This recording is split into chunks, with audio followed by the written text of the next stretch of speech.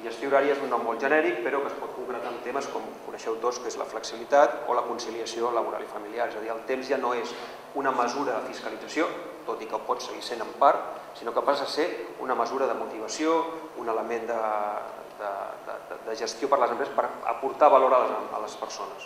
Aquestes mesures es valoren molt quan entrem una persona nova a treballar, li expliquem l'horari, li expliquem que té flexibilitat, que pot agafar les vacances quan vulgui, etc. Dius, perfecte, m'agrada. Però amb el temps, i això és una condició de les persones, ens acostumem i perdem la perspectiva d'allò i considerem que allò és un fet, un valor adquirit, i no ho valorem. Al final això no es valora i es dona com una cosa, bueno, és així, ya no ho posen en valor. Sobre todo empezamos a difundir medidas de conciliación cuando hicimos, aunque siempre habían existido, cuando hicimos el plan de igualdad en el año 2009. Y a partir de ahí, en el 2010 se fueron publicando pues, las medidas de conciliación, el compromiso de la empresa con la conciliación. Siempre hemos tenido gente con horarios especiales. Cuando hicimos el plan de igualdad y se comunicaron todas las medidas, lo que hicimos después fue también una encuesta. Luego recientemente, en noviembre, hicimos la encuesta de Great Place to Work, él lo sabe, y bueno, tuvimos unos resultados. Y uno de en los comentarios libres de todas las áreas, donde había más comentarios como de mayor satisfacción eran precisamente en el buen horario, en el buen calendario, en las medidas de conciliación y lo fáciles que eran de utilizar.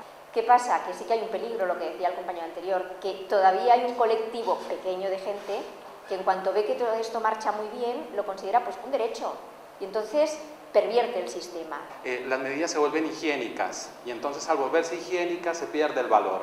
Y cuando se pierde el valor, entonces se vuelve toda una exigencia. Y hay que hacer un proceso ahí de refresh importante para poner nuevamente en valor esto. Las prácticas que tenemos actual en nuestra compañía, ¿cómo las repotenciamos? Hagamos un refresh de la práctica, sencillamente. Y si hacemos un refresh, pues pensemos que es un regalo y cómo adornamos ese regalo para que las personas vuelvan otra vez a retomar.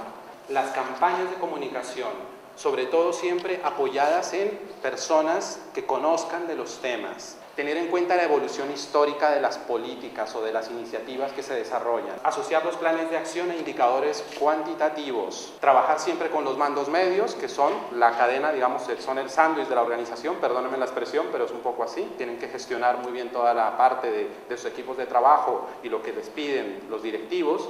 Y por último, el tema del cambio de la cultura. Y el cambio de la cultura va a referencia a que las medidas que se implantan, cuando se implantan, no deben ser mal vistas.